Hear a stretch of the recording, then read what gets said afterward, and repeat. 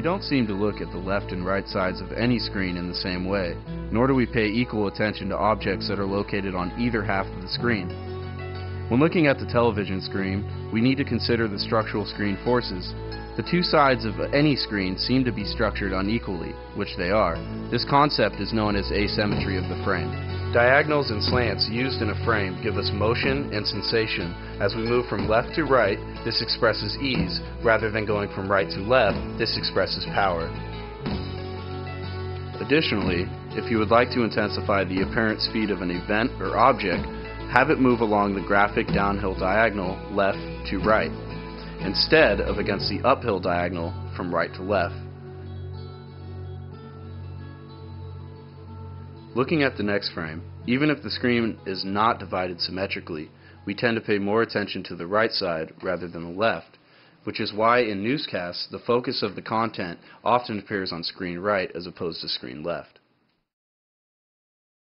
Probably the most influential force in a frame, vectors most importantly affect the direction which our attention is drawn to on the screen. Whether they be strong vertical vectors emphasizing a scene's scale and grandeur, or a more forceful attention-grabbing motion vector, these on-screen forces are the foundation of much of a frame's context. Vectors can effectively be used to support and establish concepts in the frame by creating an aesthetic roadmap for the audience. While filmmakers and artists have this framework in which to guide the direction of the viewer's attention, there is a hierarchy of graphic weight.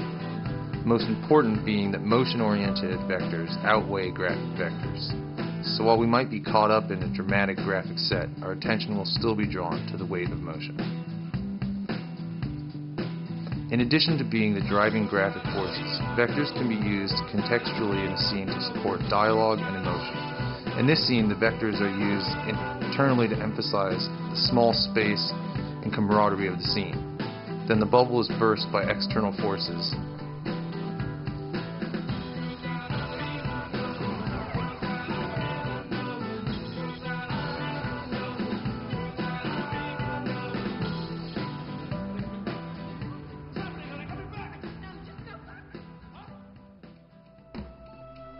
Whether it be because we see the horizontal horizon so often or because we spend half the day lying down, horizontal direction of the frame often gives a far more soothing and calm perspective than the more dynamic vertical direction.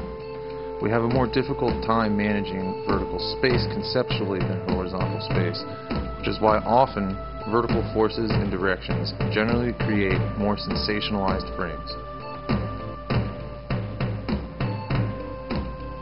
Being an almost entirely visual person, visual information not only paints an image but gives a feeling for me. The idea of psychological closure is much the same. A gestalt is a perceptual whole that transcends its parts. You should understand that within gestalt, you only need a minimum amount of information. It's usually then that you make up your mind, and there's some closure. Whether it is two faces in a vase or patterns created by shapes, it is a fountain of information.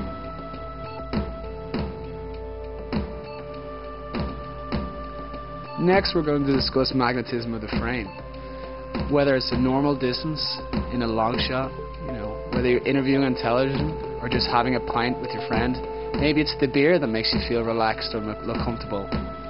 The magnetism of the frame can be strong that it counteracts our natural reaction to gravitational pull.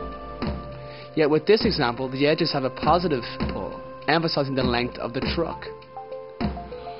Unlike most model, this one's head cannot get any bigger, allowing me to emphasize the three different types of headroom.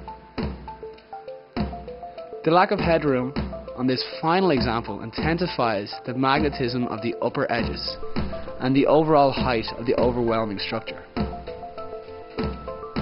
One of the most elemental structural forces operating within the screen is the figure and ground principle. We organize our environment into a figure-ground relationship because it helps us stabilize our environment and make it manageable.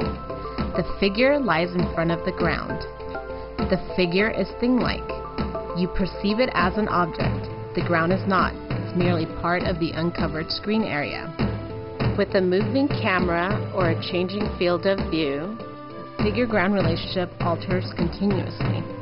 The lines that separate the figure from the ground belong to the figure and not the ground.